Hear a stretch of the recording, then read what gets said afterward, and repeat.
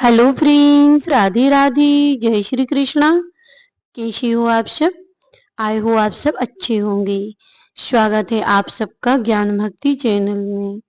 आज हम बात करेंगे सरस्वती नदी के बारे में। आप जानते हैं कि संगम में सरस्वती नदी क्यों नहीं दिखाई देती है? आखिर क्या रहस्य है सरस्वती नदी के विलुप्त हो जाने का?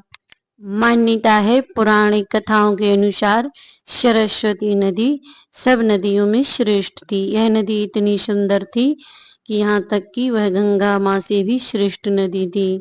यह नदी बहुत ही खूबसूरत थी और इसका जल इतना साफ था कि पूरी पृथ्वी का प्रतिबिंब इसमें दिखाई देता था। सरस्वती नदी बहुत ही खूबसूरत थी। यह उत्तराखंड के माड़ा गांव से निकली हुई थी। वो भारत के साथ साथ पाकिस्तान के कुछ हिस्सों को टच करते हुए अरब सागर में जा मिली हुई थी। यह नदी अपने आप में बहुत ही सुंदर थी।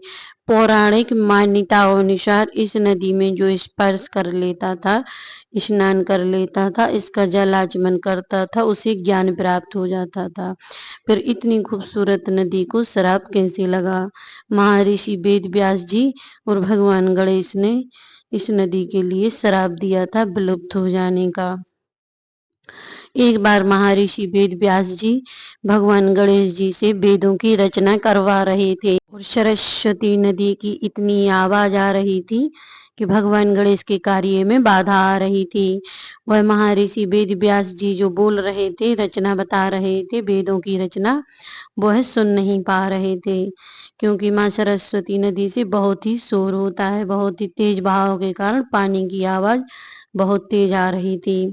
तब भगवान गणेश ने माँ सरस्वती से कहा कि आप अपना बहाव कम करिए, थोड़ी देर के लिए शांत हो जाइए, मेरे कार्य में बाधा आ रही है। तब माँ सरस्वती ने मना कर दिया कि मैं ये नहीं कर सकती, पानी के बहाव को कोई नहीं रोक सकता। तब भगवान गणेश को बहुत गुस्सा आया और महर्षि वेद व्यास जी को बहुत ही क्रोध आया क्योंकि वह वेद व्यास जी बहुत ही क्रोधित स्वभाव के थे। तो उन्होंने सरस्वती नदी के लिए श्राप दे दिया कि तुम यहाँ से विलुप्त हो जाओगी और यहाँ से तुम्हारी आवाज कोई नहीं सुन पाएगा, ना ही तुम किसी को दिखाई दोगी। तब से सरस्वती नदी अदृश्य रूप में बहती हैं। वह किसी को नहीं दिखाई देती हैं, लेकिन वो पृथ्वी के नीचे बहती हैं और उनका शोर भी कहीं किसी को नहीं सुनाई देता है। इसका सिर्फ माड़ा माड़ा गांव में ही सरस्वती नदी के दर्शन होते हैं। तो जब भी आप माड़ा गांव जाएं, उत्तराखंड के माड़ा गांव जाएं, तो सरस्वती नदी के दर्शन जरूर करें। प्राचीन काल में मान्यता है कि लोग इस नदी का जल पीकर ही ज्ञान प्राप्त करते थे और वेद पुराणों की रचना करते थे। पुराने ऋषि मुनि इस नदी का जल पीकर ही वेदों की रचना किया करते थे क्योंकि यह नदी माँ सरस्वती ने खुद पृथ्वी पर आकर जल को रूप में प्रवाहित हुई थी। इसीलिए इसको सरस्वती नदी कहा जाता है। और जो कि माड़ा गांव में इस तरह ही विलुप्त हो गई माँ सरस्वती, तो संगम में नहीं दिखाई देती क्योंकि वो संगम तक आई ही नहीं, वहीं पर ऋषि के श्राप से विलुप्त हो गई हैं। यह नदी अपने आप में बहुत ही पवित्र और सुंदर है। इस नदी का जल भी गंगा जल की तरह कभी खराब नहीं होता। तो यदि आप इस जल को स्तर करके रखें तो रख सकते हैं और अपने बच्चों को पिला सकते हैं। जिन बच्चों में पढ़ने में कमजोर हैं, बुद्धि कम है, वह बच्चों को आप इनको सरस्वती नदी का जल पिला सकते हैं, जिससे उनकी बुद्धि तेज हो जाएगी और ज्ञान की प्राप्ति होगी। क्योंकि सरस्वती नदी माँ सरस्वती ही नदी के रूप में प्रभावित है, इसीलिए यह नदी इतनी सुंदर है। इस नदी से जुड़ा एक रहस्य और भी है।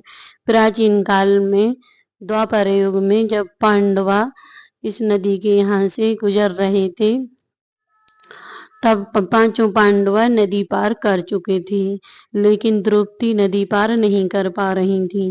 तब पांडवों ने माँ सरस्वती नदी से प्रार्थना की कि मुझे रास्ता दे दो, द्रौपदी नदी पार नहीं कर पा रही हैं। तब सरस्वती माँ ने कहा, पानी का बहाव नहीं रुक सकता है, पानी को बहते हुए कोई नहीं रोक सकता। तब भीम को यह बात बर्दाश्त नहीं हुई और भीम ने अपनी गदा से प्रहार कर दिया। तब सरस्वती माँ के पास एक बहुत ही बड़ी चट्टान बन गई और उस चट्टान पर द्रौपदी चट्टान पे से निकलकर उस पार पहुंच गई।